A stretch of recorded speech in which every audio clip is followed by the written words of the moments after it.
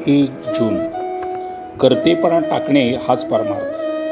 दोरीला जो साप म्हणून समजला तो बद्ध, पण दोरीला दोरी म्हणून ज्याने ओळखले तो मुक्त समजावा. देह मी नव्हे हे ज्याला समजले तो मुक्तच. सत्यज्ञान करून घेणं म्हणजे मुक्तावस्था.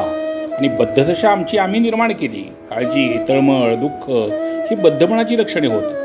कोणत्याही परिस्थितीत आनंदात राहणे हे मुक्तपणाचं लक्षण आहे. जागे होणे म्हणजे मुक्त दशेला येणे. माझे माझ्याजवळच आहे, पण ते ठाऊक नाहीसे झाले आहे.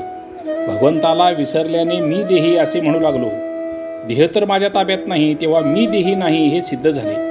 आपण कर्तेपण आपल्याकडे घेतो आणि त्याबरोबर सुखदुःखही आपल्याकडे येते. मला सुख नाही आणि दुःखही नाही असे ज्याला वाटेल तो मुक्त समजावा. कर्तेपण घातक आहे. मी एवढा मोठा वाडा बांधला, प्रपंच चांगला केला असं प्रापंचिकाला अभिमान असतो. संन्याशी मठाचा अभिमान धरून बसतो, म्हणजे या कर्तेपणाच्या बाधेतून दोघंही सहज सुटत नाहीत. हे कर्तेपण सोडावंसं वाटलं तरी आपल्याला सुटत नाही, याचा आपल्याला नेहमी अनुभव येतो.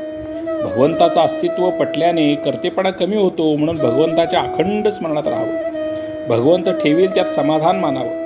भगवंताच्या स्मरणाशिवाय जिथे आपल्याला सुख होतं तो विषय समजावा. विषयाच्या संगतीत परमात्म्यापासून वेगळं असणं याचं नाव प्रपंच, आणि परमात्म्याच्या संगतीत विषयात राहणे याचंच नाव परमार्थ. फळाची अपेक्षा ठेवून आपण जे कृती करतो ते कर्म, पण फळाची अपेक्षा न ठेवता आपण जे कर्म करतो तो कर्तव्य. आपण असं कर्तव्य भगवंताच्या स्मरणात करीत राहणे हा परमार्थ. हे करीत असताना भगवंताला दृष्ट्या न होऊ देणं याचं नाव अनुसंधान. समजा आपण एखादं चांगलं पुस्तक वाचत बसलो, इतक्यात आपल्या पायाला एक मुंगी चावली. याची जाणीव आपल्याला कशी चटकन होते, ती जाणीव सर्व शरीरभर व्यापून असते.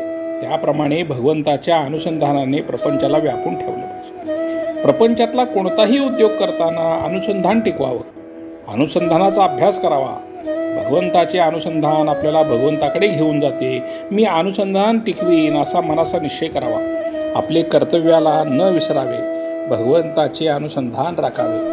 श्रीराम जय राम जय जय राम.